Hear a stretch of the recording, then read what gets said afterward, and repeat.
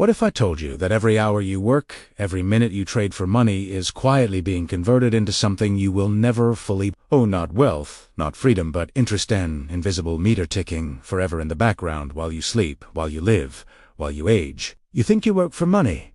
But what if the system was designed so that money slowly works against you? Because somewhere between your paycheck and your debt, your time is being transformed into endless profit for someone you will never meet. And the question no one dares to ask is how human time became permanent interest for the financial system, and why. Once it starts, it never stops. For most of history, money wasn't debt. If you had gold, you owned gold. If you traded grain, you traded grain. Value was direct and finite. But then banks appeared and introduced a small twist that changed everything. Instead of lending only what they had, they began lending what didn't exist, yet numbers, promises of future labor, and it sounded helpful at first. Borrowed today, work tomorrow, pay later. Yet hidden inside that promise was interest, and interest has a strange property. It grows even when you stop.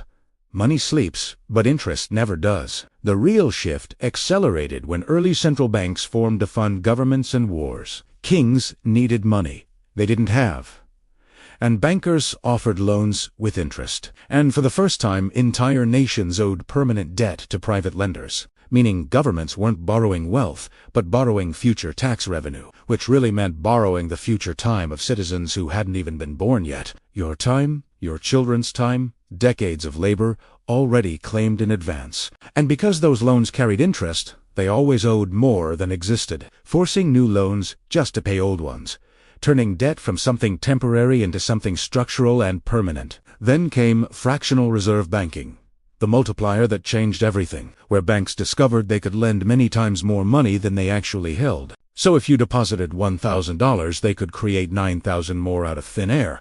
Money typed into existence, but every new dollar came attached with interest. And here's the trap almost nobody sees.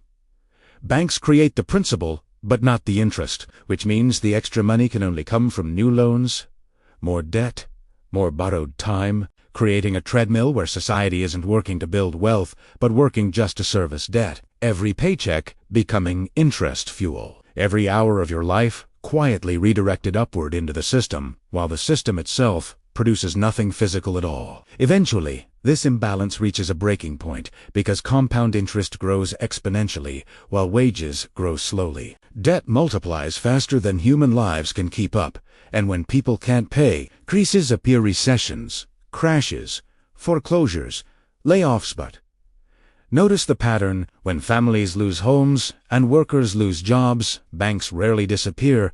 They get rescued, merged, or bigger. Because interest never stops, even during collapse.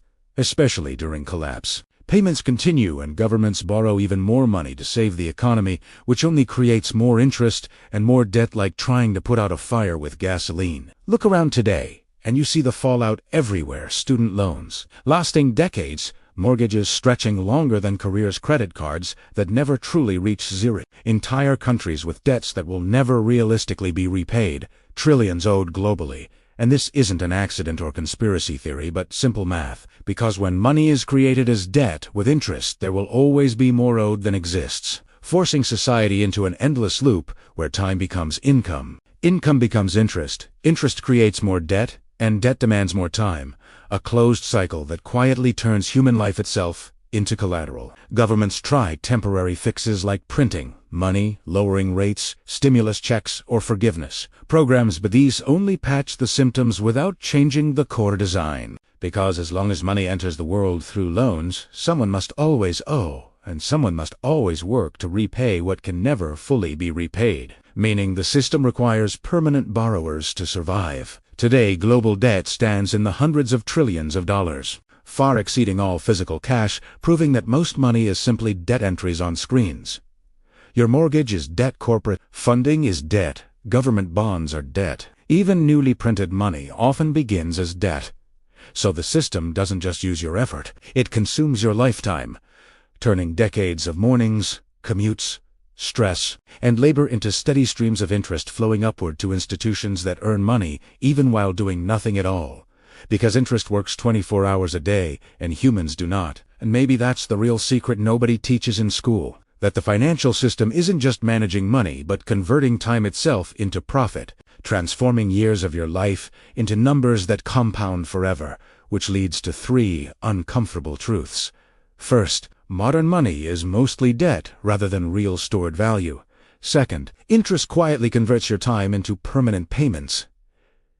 And third, if you don't understand how debt works, you end up working for the system instead of building freedom for yourself. So the warning is simple but serious. If you don't control debt, debt controls you. Because interest is patient, it waits, it compounds, it never forgets, and it will outlive your career, your savings, even your lifetime. Which means the real question, isn't how to make more money, but how to stop selling your time to interest in the first place. Because once you see the mechanism, you can step off the treadmill, think differently, and start protecting your time like the precious asset it really is.